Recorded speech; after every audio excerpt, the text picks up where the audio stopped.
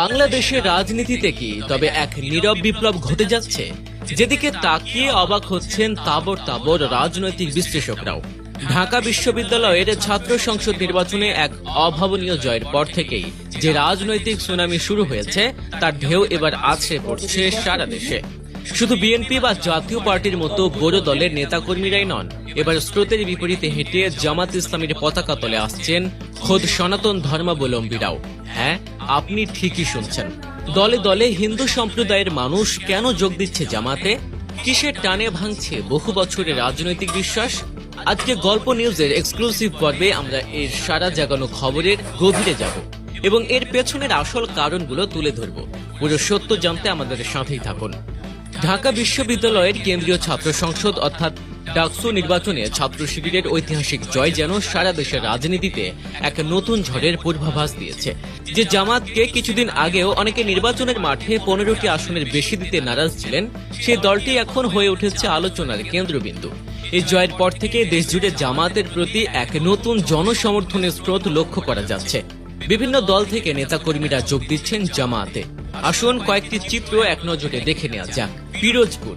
সম্প্রতি নাজিরপুরে বিএনপি ও জাতীয় পার্টির অন্তত 50 জন নেতাকর্মী জামাত ইসলামীতে যোগদান করেছেন। স্বেচ্ছাসেবক দলের সাবেক নেতা ইসরাফিল হাওলাদার, যিনি এই দলে যোগ দিয়েছেন, তিনি বলেন, আমি একজন মুসলমান, সমাজে দিন কায়েম করা আমার কর্তব্য। বিএনপির আদর্শ ইসলামী আদর্শে অনুপ্রাণিত নয়, তাই আমি জামাতে যোগ দিলাম। জামালপুর। প্রায় 30 বছর ধরে বিএনপি রাজনীতির সঙ্গে যুক্ত থাকা ইসলামপুর উপজেলা বিএনপির সহ সভাপতি মোহাম্মদ আলী হোসেন জামাতে যোগ দিয়ে বলেছেন, জামাতের আদর্শ ও দেশপ্রেমমূলক কর্মকাণ্ডে আমি মুগ্ধ। জামাতই একমাত্র নিরাপদ রাজনৈতিক প্ল্যাটফর্ম। পঞ্চগড়।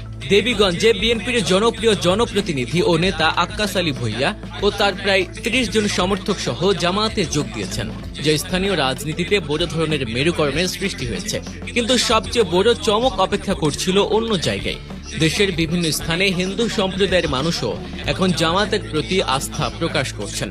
পিরোজপুরে আল্লামা সাইদির পুত্র মাসুদ সাইদির হাত ধরে হিন্দু সম্প্রদায়ের 19 জন এবং নীলফামারী সৈয়দপুরে 11 জন সনাতন ধর্মাবলম্বী জামাতের অমুসলিম শাখায় যোগদান করেন।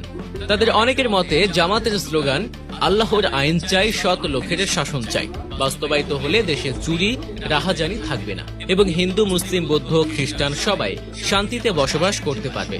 এই বিশ্বাস থেকে তারা আগামী নির্বাচনে জামাতের পাশে থাকার সিদ্ধান্ত নিয়েছেন। রাজনৈতিক বিশ্লেষকরা মনে করছেন, শিবিরের সাম্প্রতিক জনপ্রিয়তা এবং জামাতের পরিচ্ছন্ন রাজনীতির প্রতিশ্রুতি এই পরিবর্তনের মূল কারণ। নতুন প্রজন্ম এবং ভিন্ন মতাদর্শের মানুষ যেভাবে জামাতের দিকে ঝুঁকছে, তা আগামী নির্বাচনে